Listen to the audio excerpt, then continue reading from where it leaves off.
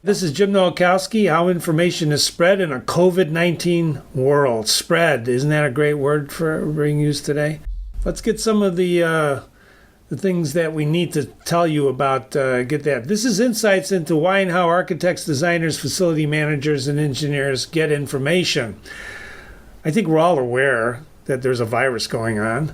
And that virus has impacted, ladies and gentlemen, the way information flows, the way it's created, the way it's consumed, the way it's distributed. And that includes the architects and engineers and manufacturers and the way we did business. So we've done a lot of research courtesy of AIM, Accountability Information Management.com did the research, and we're excited to present this to you today. This research is being brought to you by AIA. We're an AIA provider, so if you're an architect, there's plenty of you in the audience today. You're going to get credit for it. If you need help getting the credits, just drop us a quick email. We'll be happy to do it. Indira, good to see you again, my friend. The AIA gives the credit to us, and after they reviewed the course, they actually approved this course in record time. For the designers, interior designers out there, IDCEC also approves this, and so does the NKBA. Again, these are the organizations that we support, that we really work with in order to bring you exciting information. There is a question tab. Please feel free during the course to ask questions. We love your questions. Karen, nice to see you. This is copyrighted material. However, if you send me an email afterwards, as always, I will send you a PDF file of these slides for your review. We're going to present a lot of information. We only have an hour. We want to respect your time. But there's a lot of good information in here to get you thinking and stimulated on how to overcome this crazy world we live in now with this virus. When we wrote this course, we decided that since COVID has turned the world upside down, we're all like turtles on our back, we wanted to really find out how information is flowing or not flowing. So the course focuses on how professionals, like architects, designers, facility managers, engineers, etc., how they receive information. You know, we're used to really sending out information, aren't we, receiving information, but suddenly this virus is here and it's just changed things. So what we wanted to do is bring in some of the research that Accountability Information Management has done about the movement of this information and how it affects construction in particular, the world of construction. Now I know you're all hearing, oh my God, the sky is falling and construction is bad, but we just did a study for another client and looking at the projects that have been put on hold, because of the virus. There's only about 2% overall of the 500,000 projects that are out there. Only 2% are on hold. So a lot of this has to do with information and the way information. I just saw a movie last night called The Social Dilemma. I would highly recommend it for everyone to view because it's talking about how information is shared in this world we live in today. And so there's a lot of things going on that affect the way you want to communicate with architects and engineers, etc., and the way manufacturers want to communicate with them, and so on and so forth. So I think the results are going to stimulate you. They're going to stimulate how you do things today with the information you possess. We created about 6 learnings that we want you to walk away with. We want to show you how COVID has impacted the selection and specification of products in facilities. We want to decipher, we want to look at COVID environment, the new services, materials, and products, evaluate the types of communications that are best suited for pre and post COVID, because, you know, they say we're unlocking, but Illinois just locked us down again. But we're going to talk about this. We want to review research findings that show the restrictions being placed on visitors to professional firms. Some of you are in the audience. Again, please feel free to contribute with your questions, make a comment in the question box, whatever, because we're going to tell you what we were told when we did this research, and we're going to compare pre and post COVID-19, add value to the sales pitch. We don't want to stop pitching, ladies and gentlemen, because differentiation in your area is still the thing. So I apologize for not changing my screen. Thank you, Bernie. Thank you. So here we go. You ready? Jim Lovell, the commander of Apollo 13, said, he didn't, now remember, he said this.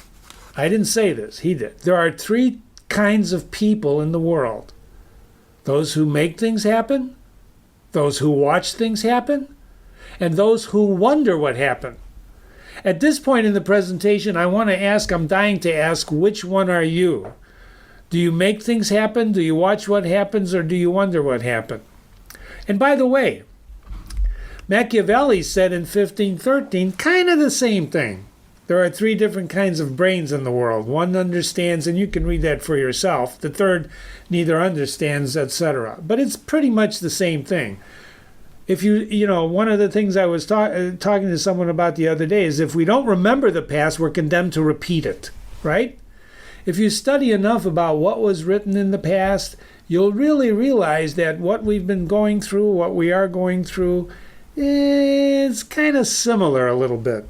The main thing is that we want to understand that the novel I read this, the novel, I like adjectives because I'm a copywriter, but somebody wrote the novel Coronavirus Disease 2019 Pandemic. They called it a novel disease. I don't think there's anything novel about it.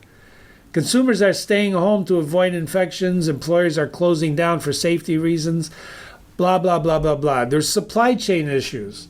We have a client who's in the electronic business, of no-touch business, and he said sales are through the roof with one problem: they can't get the parts to make the products fast enough. So there's always pros and cons to any kind of situation, any kind of disruption like this. And if you look on the right side there, this is the telework friendliness from the least to the most. So leisure and hospitality have been hammered. The retail trade has been hammered. The construction trade, etc., etc. But they say construction has been hammered. Well, it's been slightly hammered. Home building apparently is through the roof. You read the statistics as well as I do. And as you go further, education has been hammered, but now we're starting to come back to school sometimes, if the state lets us. That's one of the things to think about, because there's nothing novel about this thing. What is novel are your reactions to it. How have you been reacting to it as an owner of an architectural firm, as a worker in an architectural firm, designer firm, a facility manager? You know, one of the great things about facilities is that they shut down. The commercial industry is in havoc these days, right? They're talking about, instead, we just saw a major publication revamp its entire thrust to talk about buildings and beautiful buildings. Well, that's all well and good, except nobody's in the buildings.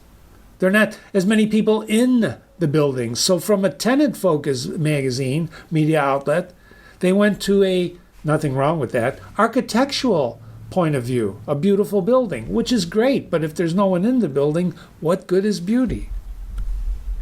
Success in marketing means being at the right place at the right time with the right service. And this virus has changed that equation. Because right now there is no right time, but there is. It's always the right time, right? The right place. Well, if I can't get in to make the pitch, what is that? What good is that? And the right service. I've been doing this for years and years, Jim. Now what should I do? Well, ladies and gentlemen, here's the good news. The services haven't changed that much. Their focus has changed. Instead of doing just commissioning work, for example, maybe you're doing commissioning on the hygiene of the facility. Because that's really what has changed, are the opportunities to provide these new services. I was talking to a manufacturer. I spoke last year before the virus hit at the Vinyl Institute. That's one of our clients, and I presented architectural findings on the specification of vinyl, which is very interesting if you get into it, right? And I met a wonderful person there from a manufacturer, one of the top manufacturers of resins, which are fed to people who make plexiglass. And I asked her the other day when I was talking to her, how's business? She says, booming through the roof. You talk to another one and it says it's horrible because we can't get to anybody. It depends on your industry.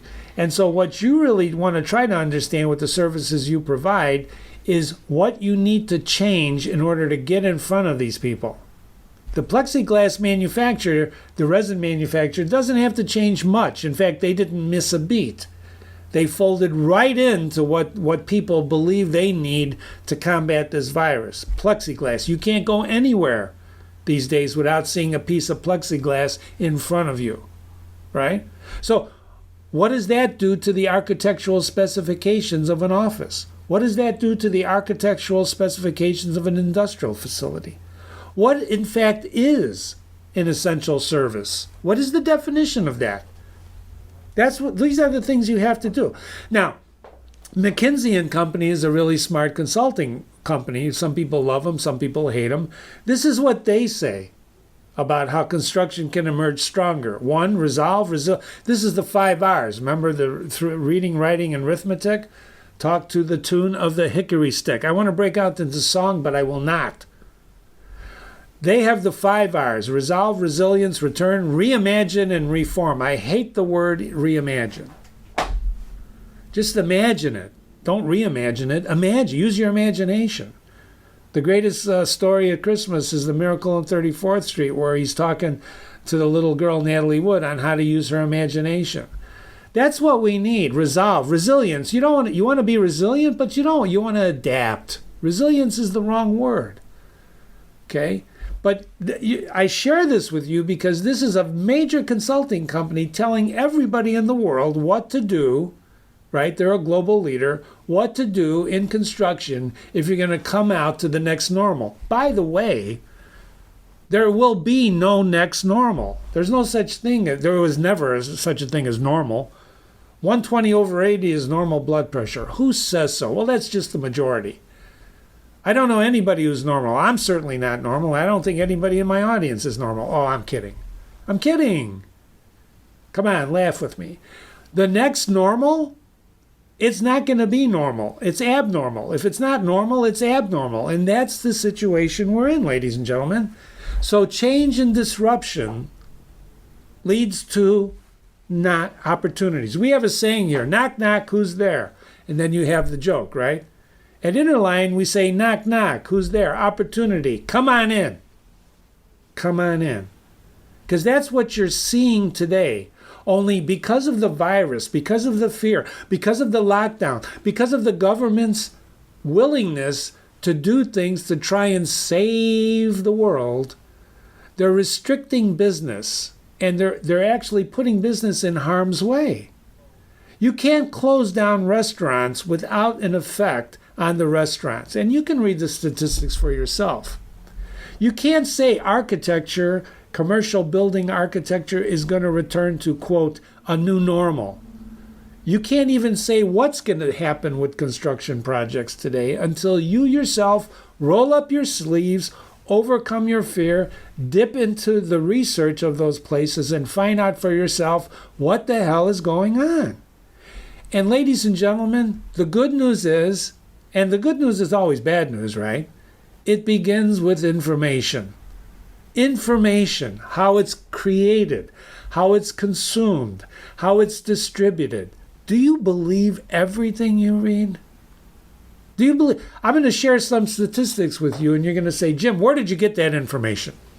Well, Accountability Information Management did research. They went to architects, engineers, and designers and facility managers, and we asked these questions. We give away Starbucks card to get this information. And they tell us what they think. Some of these people who respond to these things are not shy. Would you believe that? A professional, I was talking to a wonderful person who is in my audience yesterday. So I won't mention any names. She's in my audience right now. But it was a wonderful conversation. We were talking about, we wanted to do a problem, and there was a Freudian slip, and we laughed, and it was a great moment. Ladies and gentlemen, that moment, those moments cannot be duplicated, but they're absolutely necessary in this day and age for truthful information. I heard somebody yesterday say, I don't know the truth. This is an attorney, right? I don't know the truth. I only know the facts. Ladies and gentlemen, what's the difference? Right? It's cloudy here in Chicago. You can't see my computer. You have to touch me. You can't see out my window. I'm not showing my face. I'm saying it's cloudy. Do you believe me? Or don't you believe me? Now, I can turn my camera on and prove it to you, or you can trust me. Ladies and gentlemen, that's what we're talking about with the information that I'm going to present to you today. There's an old saying in business. If you want to be successful, give them what they want. I learned this very early in my writing career. I worked for a great guy named Bill Robinson. He was the ex-head of DeVry Advertising, and Bill was a supreme copywriter.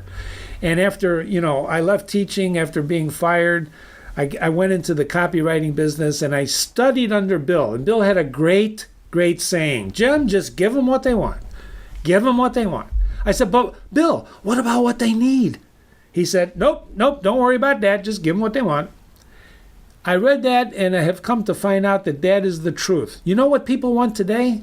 You know what they want. They want a cure. Give me the cure. Give me the vaccine. That's not your business. Your business is architecture, design, managing a facility, a showroom. I have a variety of people selling software. I have a variety of people in the audience. That's your business. What does your customer want? They want to understand, what the heck is going on? Here's a quote. We have to know the firm and their reputation. We have to trust in their performance. That's what's happened with the virus. It's crumbled everything. People are running. They were scared. They're still scared. They wonder what the heck is going on. They've had it. You've got to regain that, and you have that. Every one of you has it. The statistics on the right are just some of the things I pulled since October about what we're experiencing. So how does your business overcome that with the information you have? Right? Colleges learn how to suppress coronavirus extensive testing. Traffic is returning faster to outlet centers. Is that true? I drive past outlet centers and malls all the time. I'm telling you right now, I don't believe that for a minute. All I see is for rent signs, for sale signs. Those things are your opportunities, because those places, those buildings are either going to be, one or two things are going to happen to those buildings, ladies and gentlemen. And you of all people understand this, don't you? They're going to be bulldozed and made into something else, or they're going to be revamped into something else. They're going to be revamped. One of the largest architects in the world has a monthly, if not bi-weekly, newsletter coming out. It's a beautiful piece. If you don't get it, you should get it. Sign up for it, even if you're a competitor. They're tossing out idea after idea after idea. They're always looking. Here's a sample of their headlines. What does the shift to the hybrid working model for office space mean in the UK? This is an American firm. This is a United States firm based in the United States, global, of course. But now they're just talking to the UK. Let me ask you something. Do you think what they found in UK offices applies here? I'm going to bet it does. Some of it does. The future of the central business district, resetting our downtown cores. What the heck does that mean? They described it as our cities are in a critical inflection point. Should I pause here and just give a comment? Duh. You'd think? You'd think? The questions you have to ask is, how does my business play into these things? What should I be doing for my business, excuse the bluntness, to get a piece of the action? What do you have to do? So, this research is going to give you insight on how people are finding and consuming information, your information. How many emails do you get every day? How many do you send out every day? These are all important questions, right? How do you convey being a team player? I want to be on your team, when in fact there's not anybody doesn't even know the game going on, much less a team. So this was done in August, right in the middle of the pandemic, right? It's still going on, of course. We did 140 surveys, and they got a 5.5 response rate.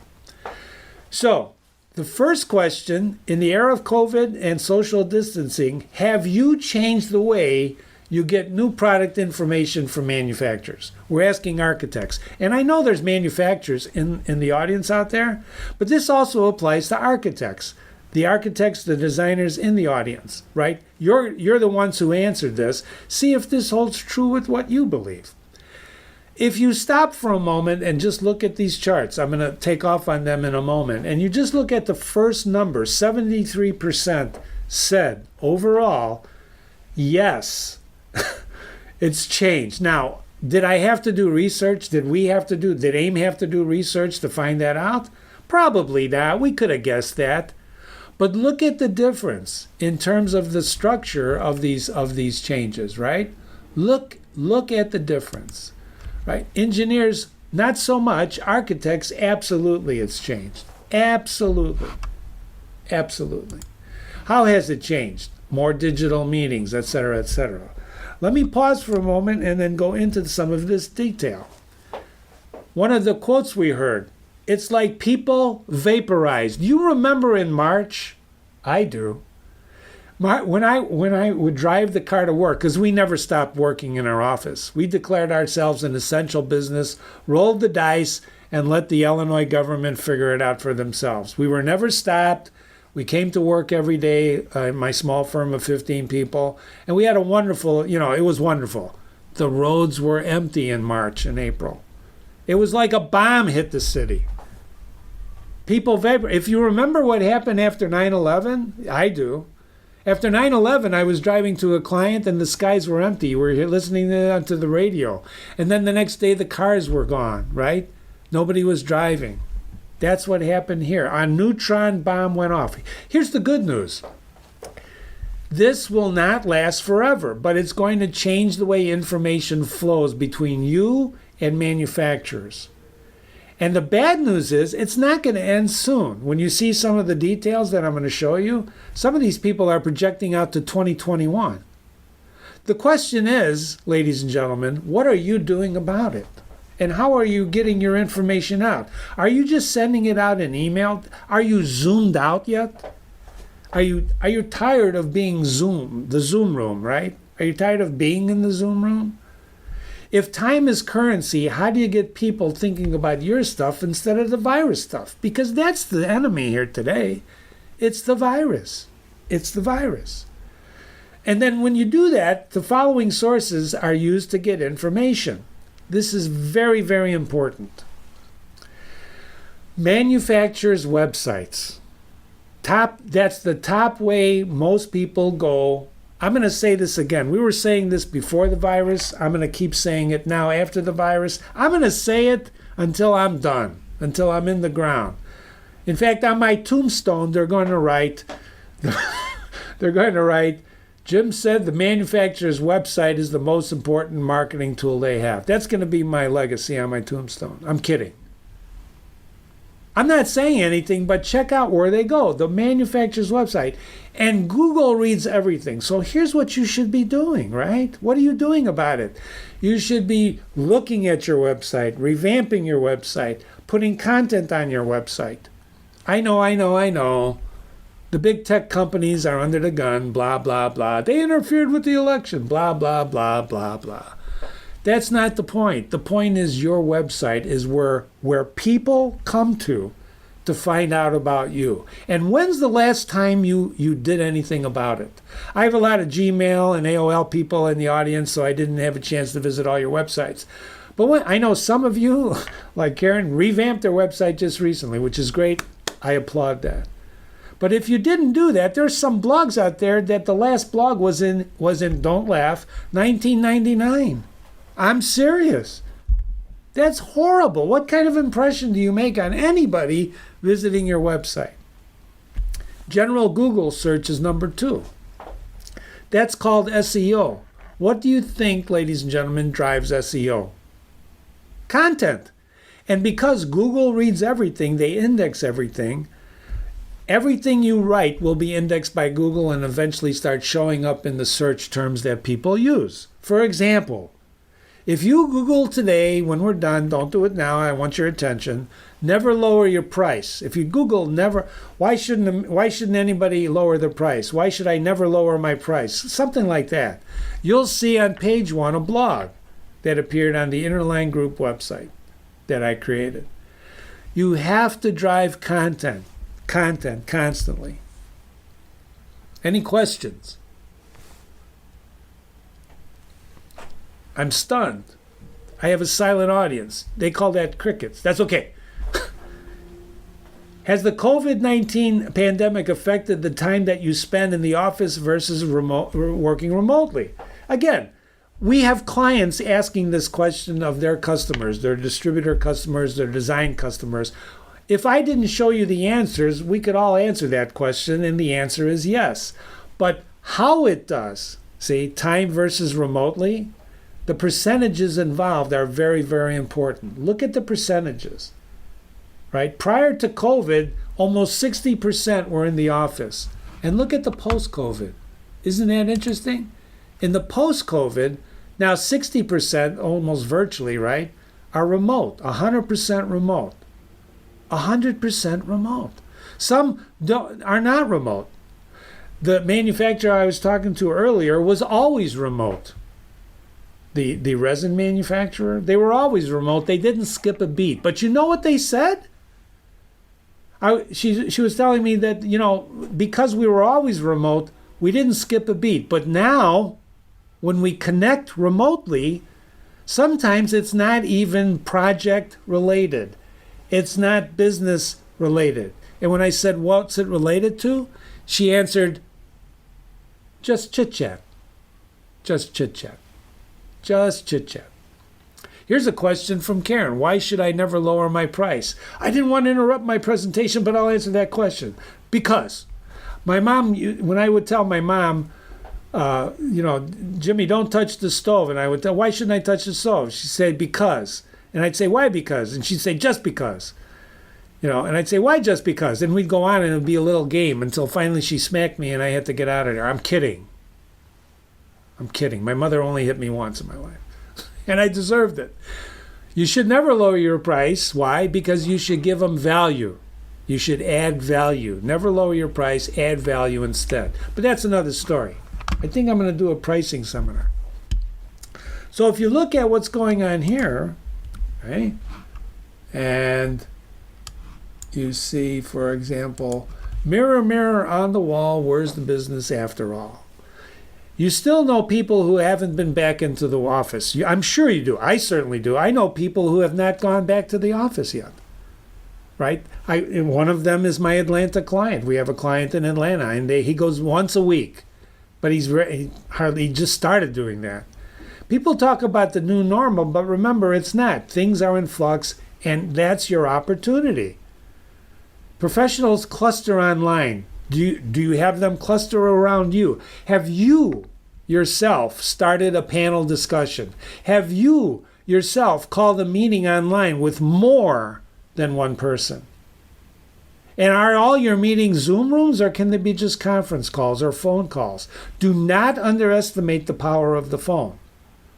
What if you created a panel of experts to discuss what's required in today's world?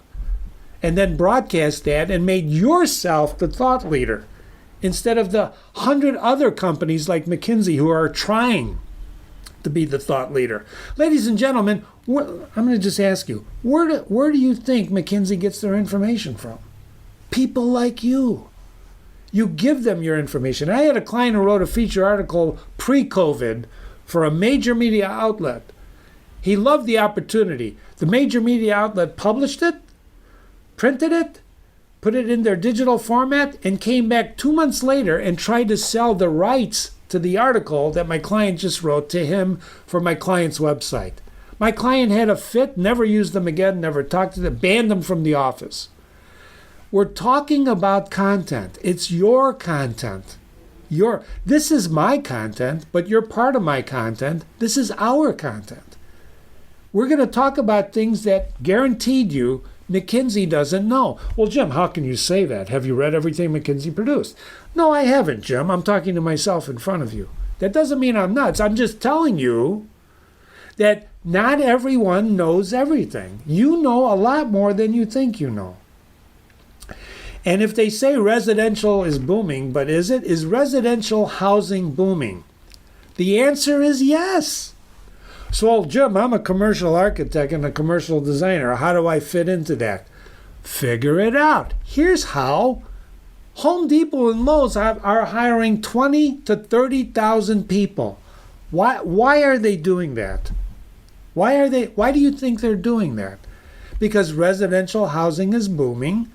Remodelers are going crazy remodeling things, right? Because people are spending more time at home. And guess what? Some of those remodels require your wonderful services. Well, how the heck are they going to know you even do that? Unless you start telling them that. Unless you start broadcasting that. Unless you start partnering, dare I say it, I'm sorry, with people like Home Depot and Lowe's. Well, Jim, I never did that. I've never done that. We have a client that we do leads for. We have a reverse IP lookup tracking code, if you know what that means. And it tells us not the name of the person, but the name of the company who visits websites. So a company visited this client's website on a Sunday and looked at one page, only one of the many hundreds that he has. The page he looked at was a wiring diagram. This is a major global company with 170,000 employees located in the northwest of Chicago, in the Chicago area, Northwest Illinois. Big company, big company. They make blood analyzers. That's all I'm going to tell you. So the question you have to ask is, why are they looking at a wiring, one page, the wiring diagram for a company that makes blood analyzers? And by the way, my client doesn't make blood analyzers. My client makes door hardware for glass doors. You've seen that. You've seen their hardware. You probably pushed their hardware to open up a glass door or remotely opened it, because they have remote activation, right? But he's looking at a wiring diagram. What does that tell you? I asked the client that. He said, what does that tell you? I'm sharing this story for you to show you how to uncover opportunities where you think there are none. Just like Home Depot and Lowe's. Why would you even think of talking to them about sharing your architectural or design services? Because guess what? Remodelers are not architects. Remodelers are not designers. They're not. That's like trying to say, well, the guy who cuts my grass can do landscape architecture. He can put in a sprinkler system. Those are specialty things. You're special, right? So anyway, we hop on LinkedIn and found out this company is looking for not 5, not 10, not 15, but 26 facility managers. 26, right? You know, some I've talked to offline have heard this story. If he's looking for 26 facility managers, that must mean he needs something going on with his facilities, right? So what should you do? You find out the key person in there and you go in and you do a door audit. My client said, what's a door audit? I said, I don't know. I just made it up. But I think you should do one and go into that company and start auditing their doors. Find out what type of hardware is on that doors. Tell them about the upgrade on your hardware and how you want to upgrade his doors. It's an opportunity. You have to look for opportunities. If you don't look for opportunities, who's going to look for opportunities? A couple of comments that we received from the research might be to tell, right? Advantages were no compute, more free time. The problems include less interaction. My resin client, my resin manufacturer, we chit-chat. People have time now, but time is the currency. You don't want to waste the time. I didn't want to, this is an hour of your time. I am so honored to be presenting to you.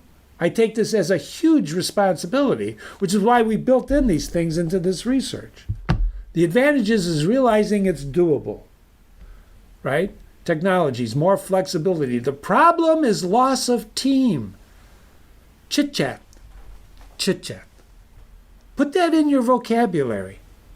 Don't call up your client and say, can we have a chit-chat? Oh, I want to chit-chat. Have something to chit-chat about. What can or should product manufacturers do to make the websites better for architects and engineers? And what should you do in your business if you're an architect or engineer to make your websites better for your customers, right? What you should do. Easier navigation and make it user-friendly. Look at the difference between the first one and the second one. That's called a tell. When you drop from 47% to only 20%, that's a tell. The biggest complaint we see from people who use websites. That's across the board. I can't find things easy. It's not user friendly. I had a major client who just revamped his website. Before the website, I can't easily find what I'm looking for. It's difficult to maneuver. Why can't I just click on one place to get what I want? That was before he revamped it. He just revamped it and launched it. 2 months later, we did a survey. What do you think they said? I wish he would navigate it, make it more easy to find what I'm looking for. He didn't do anything. It looks beautiful, but he didn't do a damn thing to make it easy to navigate for the users. Now, we did not participate in the revamping, right? But I do know if I'm going to revamp something, I'm going to go to my customers and ask them, what do you think I should do? And that's what someone in the audience did, went to their customers and found out and revamped it into a wonderful, wonderful experience. I'm not going to mention any names, but she knows who I'm talking about. How satisfied are you with the sites in the following areas? So these are the following areas, and we asked them in another piece of research, right? Information is current. Overall content, look, style. Look at the numbers. Those are the statistical numbers, right? Those are the numbers.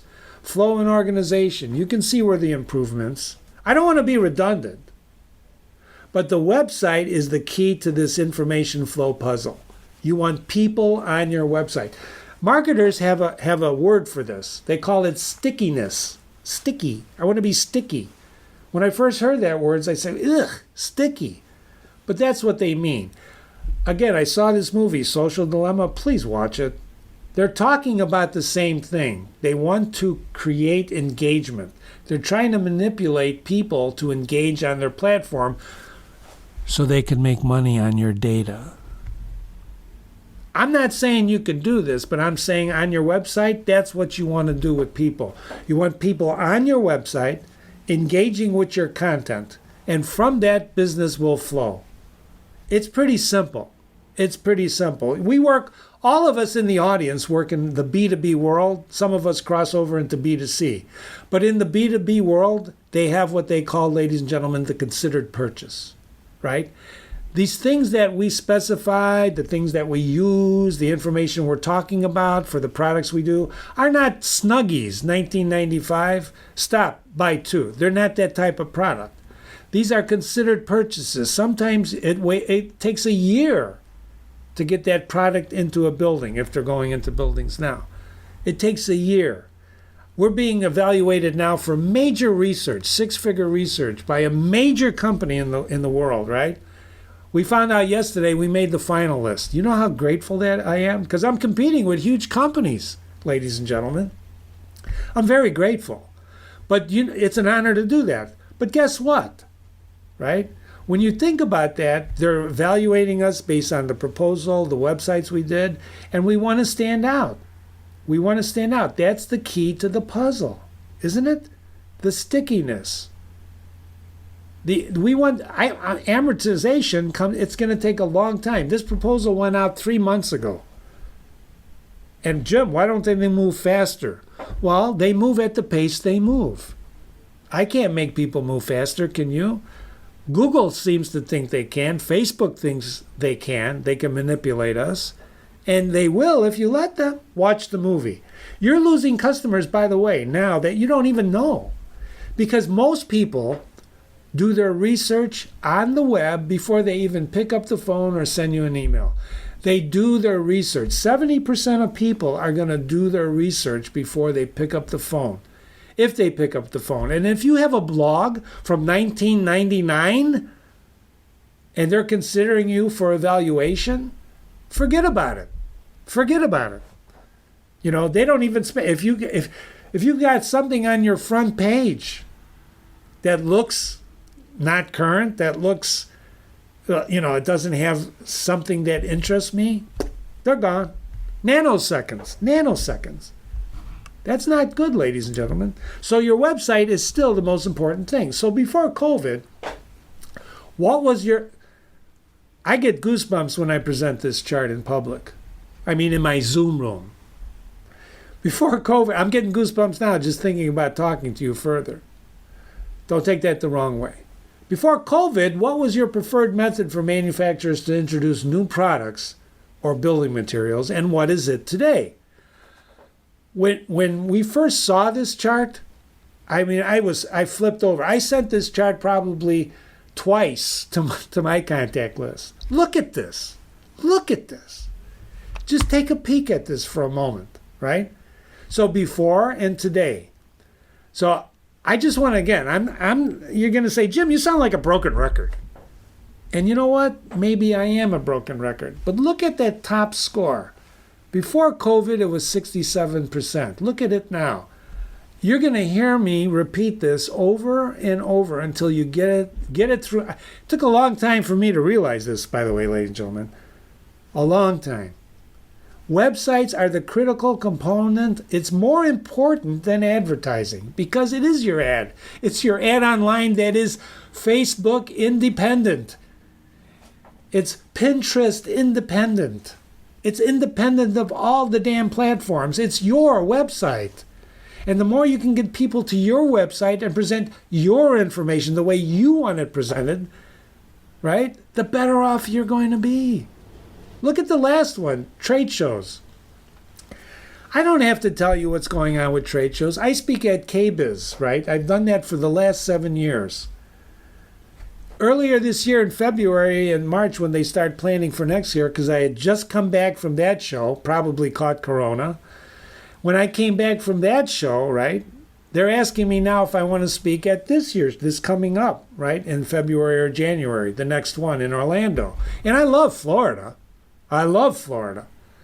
But when they asked me in March or April, when I was asked, I told people I work with, I said, I can't do it because there will be no show. Even though they were just, oh yeah, we're going to have a show. We're not letting this stop us.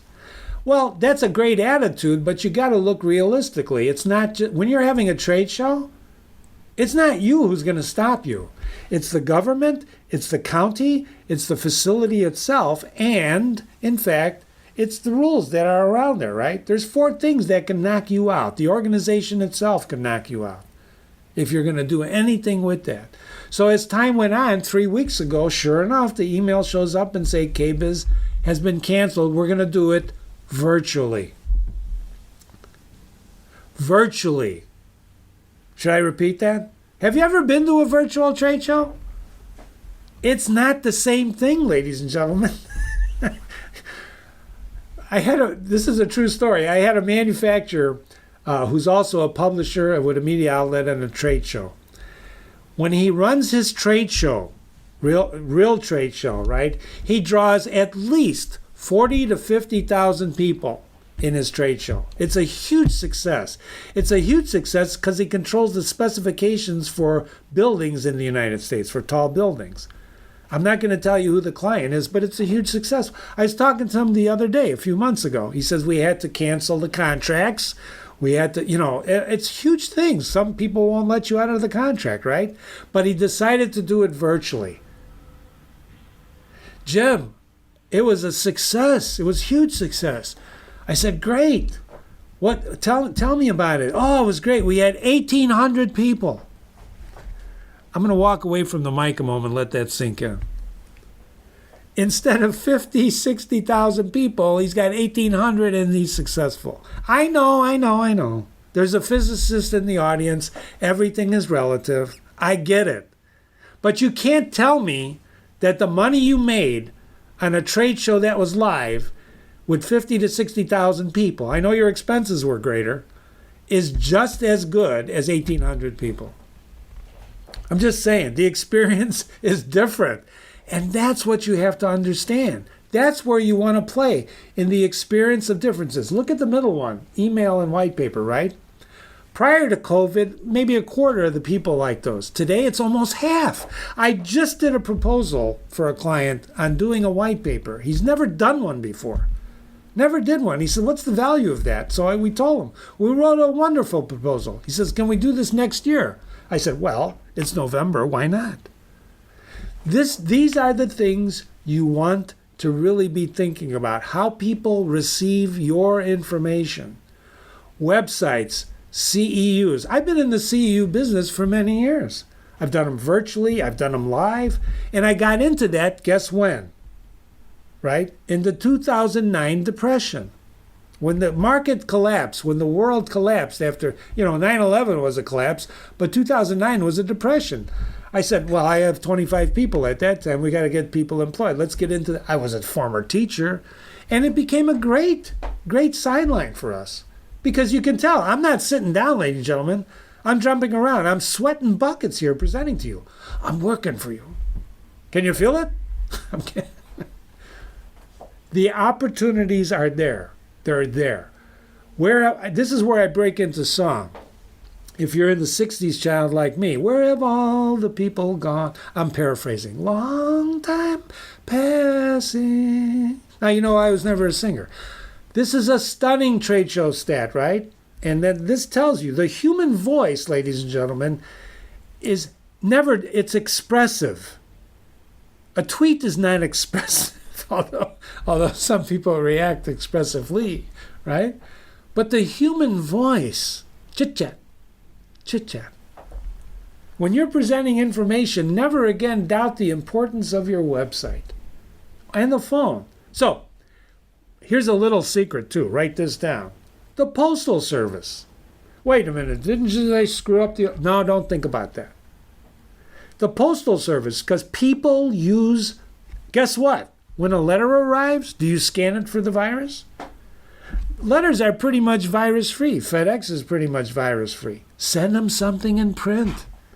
There's nobody doing it. You will differentiate yourself completely. Well, Jim, I'd rather use email. It's more economical. Perfect. Send them the email and then send it to them in print. In your opinion, who has the best website for your purposes? This was an interesting question. And if you look at the chart below there, you'll see some of the manufacturers that they like, that they say their preferred website. These are some of the manufacturers, right, that the architects and designers and engineers prefer. If you look at the top chart, they rely on one site. They don't have a favorite, etc. But if you look at the statistic on the bottom, right, besides the ones that they named, if you look at that other one, 61% named something else. In other words, the world is your oyster. You're the one who actually can determine to make your site the preferred site. But Jim, I'm not a news organization. You don't want to be a news organization. You don't want 1 billion people coming to your website. Wait a minute, I do too. No, you don't. You couldn't handle the traffic.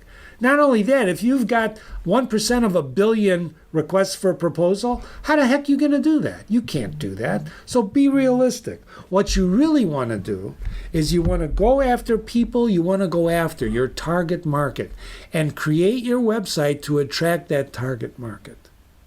Those are the people you want. I can share with you some statistics sometimes if you want to do an offline conference and do it. But the main thing is 61% other, right?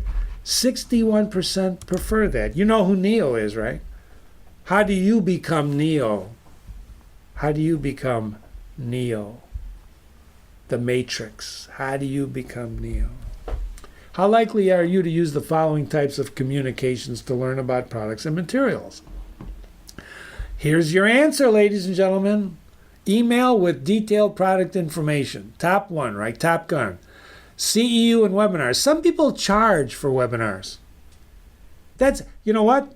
Some people want to pay for webinars. That's all well and good. But I'm telling you right now, since March, I have been on more free webinars and learned more than I could possibly imagine. I have met people that I would have never met at a live event, at a paid webinar. I'm meeting them in these webinars, and guess what? I'm engaging with them. I ask questions, and sometimes they answer my questions. I'm talking about major players in these markets.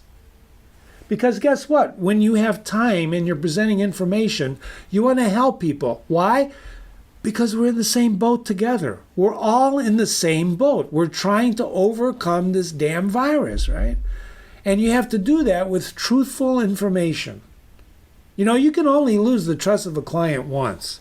And it takes you a long time to get it. I remember talking to the president of a major company, one of my first customers. It was a big, multi-million-dollar plumbing company, right?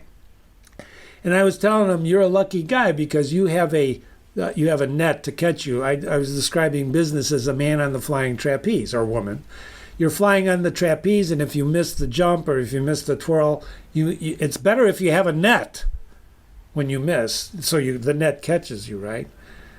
So if you don't have a net and you fall off that trapeze when you're trying to do your flip, you're dead, right? So it's better to have a net. And in business, the analogy was you build a net, so if a client goes south or you lose a piece of business, you don't get killed, you don't die. You don't put all your eggs in one basket. And I was telling him my analogy, which I thought was great, wasn't it? He looked at me, we were driving, I was at a stoplight. I'll never forget this. He looked at me and he says, but you never know how many holes are in the net. I'm just telling you. It was a profound comment and a profound moment that made an impact on me. So my great analogy was true, but his comment, you never know how many holes are in the net, was a comment on his own organization. Of course he had a net, but you didn't know how many holes are in the net. Isn't that great? That's what you want to do with people. Share information. Talk about business. Get their mind off of this virus thing, right? Look at the one here, 15-minute product and introduction by a manufacturer. That's up there too, right? Podcasts, right? Time is of the essence. So think about this. This is very important. Drown them in content.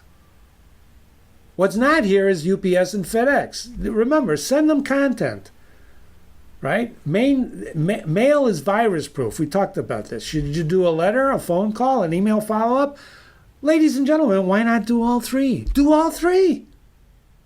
I wrote a letter to the president of a major company, major plumbing company again, who just got appointed right before the virus hit. Right before the virus hit. I wrote him a letter. I said, boy, can you pick a better time to become the president? It was a one-page letter. I talked to him. I said, let's have 30 minutes. I'd like to talk to you about some ideas I have. And I sent it out. FedEx. Mailed it, FedEx to him. There it is, all right? This was like on a Thursday or Friday. On a Monday, my cell phone rings because I put my cell phone in the email, in the mail letter that I got. The phone rings. He goes, Jim? Yeah, I'm going to make up a name. I don't want to tell you who it is. This is Bob. Bob? And, I'm stunned because somebody's calling me named Bob. I forgot I had wrote the letter, right? And I'm synapsing like crazy. Did you ever do that? You're synapsing like crazy trying to remember, who the hell is this? I should know it. He's very friendly to me. I must know him. Who's Bob? I know a lot of Bobs. And then it dawns on me. It's the president of this company. I go, Bob, how you doing? I got your letter. Then I knew it was him, and we engaged for 5 minutes. It was a wonderful moment, right? He called me. That was a letter. That wasn't an email. It was a letter. I've been sending him stuff ever since, looking for that 30 minutes. I want the 30 minutes. And I know it's not going to happen with 1, 2, 3. It's probably not going to happen with 5 tries, 6 tries, until he's ready. Until he's ready to engage. But there's nothing preventing me sending him information I think would benefit him until I overwhelm him with information that says, that's the way I got my first major client. I started a 10-letter campaign. This is pre-internet. That's how old I am. By the 7th letter, he called me up and said, I'll hire you if you stop sending me letters. That was a 20-year relationship that bloomed from that. 20 years, ladies and gentlemen. You cannot give up. You got to look for the openings. When a manufacturer introduces a new product, service, what information is most important to you? When you introduce a new service, what information is important to your customers? This is what people told us. If you look at the technical information, engineers said that's the most important. And why wouldn't they? They're engineers. Nothing wrong with that, right? I'm not saying anything's wrong with that. But that's what they want. They don't want the fluff. Just give me the facts, right? I don't want to know the truth. Just give me the facts. I'm kidding. But this will tell you what people are looking at. Give them what they want.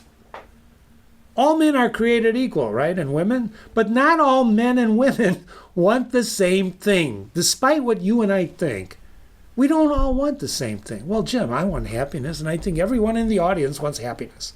Well, that's great. Well, how do you define that? The minute you start to define happiness or any other intangible, you get into an argument, right? Because it's not the same thing. What makes you... I learned a long time ago in the agency business, never use humor. David Ogilvy taught me that. Why? Because what's funny to me might not be funny to you. Humor never works. And yet, what do most people try to do today in their quote-unquote advertising? They try to entertain. And that's why it falls flat. Because it's just not funny sometimes. It's just not funny. Right? So right now, fear is governing most of our response, right? It's fear. To break through that fear, to break through the fear, what do you have to do? You have to be fearless. Not crazy, but fearless. You have to address the fear. Tell them your products and services safely. March, April. In May, I got a call. Would you mind coming over? This is from a brand new client, local client. Would you mind coming over? Are you kidding? I jumped at the chance. I said, I'll be over. You want me there now? I'll jump in the car. No. Let's come over next week. But I wanted you to feel safe. I said, I feel perfectly safe. I'll wear a mask. I'll wear 2 masks. No. One will be sufficient. Boom, next week comes over to prepare for that meeting, right? To prepare for the meeting. I bought a mask. We already had masks. The minute they started locking down and the pandemic hit and says, we're locking down everything, we bought masks for all the employees. We have extra masks if anybody visit us, but of course no one was visiting us. But we have masks. I also bought a digital thermometer. And when I showed up, I took my temperature. When my client opened the door, I go, look, and I whipped out the thermometer. It was digital. I put it to my forehead. I clicked it. Boom, 97.1, which is my temperature. Not now because I'm warm, but usually I'm a low temperature guy, right? I took it and I showed it to him. That's great. Thank you for doing that. I said, you want me to take yours? He says, no, I'm okay. We do that every morning. For 2 hours, I was in a meeting with my mask on. This was the most uncomfortable experience that I've ever had in a long, long time. But I'm a professional. I put up with it. It was a great meeting. At the end of the meeting, the boss comes up to me, close, very close, violates social distancing and says, Jim, if you wanted to, you can go to the way at the end of the table and take your mask off. Of course, he's being a smarty pants because the meeting's over. I said, no, I'm good. Thanks. You use the fear. And this guy, there was clearly, he definitely wants to protect his employees and people. He doesn't want to let in unwanted visitors. Who does? But you can't let that govern your lack of trying, your lack of doing business. In 1623, right, John Donne wrote, "What will kill man if not a virus?" Think about that. Good. How much impact will this have on your future selection of specifications? We're winding down. We have a few minutes. 3.1, it's going to overall, for engineers, it might not affect it, but it's definitely going to affect what you choose and what you specify. More touchless stuff is being specified. When I went to the periodontist, he had plastic over his manual handles in the faucet. People are just taking precautions. So how can you play into that? How can you help your business? And if there are restrictions, what will your company have in place for its visitors? This is not surprising. Social distance, face masks, we want appointments. We were restricting. Pritzker just said you can't have more than 10 people. California said you should wear a mask, and you should put it on between bites. I'm not going to comment on that. But, I studied existentialism and the theater of the absurd. I understand what absurdity is. All right. When do you anticipate you'll be allowed to schedule visits? This is a very important chart, right? Less than 6 months. Most of the people are looking into a year from now, 6 months to a year. Ladies and gentlemen, I don't know about you, but I can't go without business for a year, for a half a year, for a month. We need business. Make it happen. Are you currently allowing people? No, no, no. Well, maybe by appointment. Break through the clutter. Break through the clutter. People are staying home to avoid infection. Figure out how to connect in their homes. We're being retained by a major architect, global architect. We connected. He's in Asia. We're over here. We connected. You couldn't do that without the technology. Use the technology to your advantage. If the mountain will not come to Mohammed, then Mohammed must go to the mountain. Create your strategy. Do that chit-chat. Remember, you can overcome this. So, questions. Let's see. Do we got any questions? Let's see here.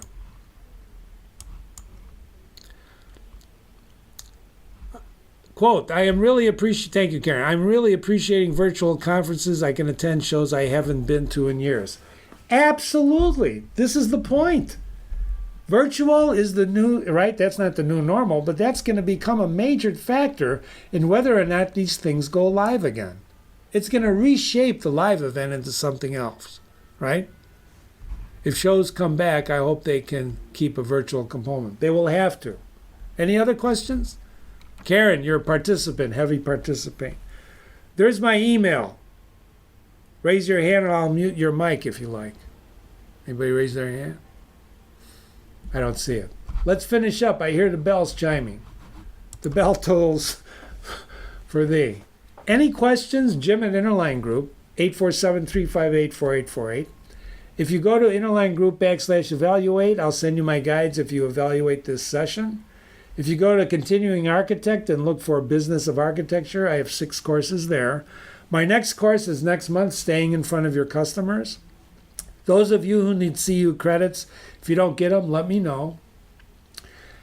I have a new series called Navigating COVID-19 in Sales and Marketing. It's on our website. It's in the upper right-hand corner, lower right. Please click on it and read the blogs, and please comment on them. Thanks for the webinar, Jim. You're welcome, Karen. Thank you. Anyone else? If no one else, personally, I want to thank you. I enjoyed seeing the new faces. Stephanie, thank you for being in the audience. Look forward to attending your webinar tomorrow at ASHRAE. I'm going to be in the audience, but I'll be quiet. Anyone else? Indira, nice to see you again, my architect friend from Canada.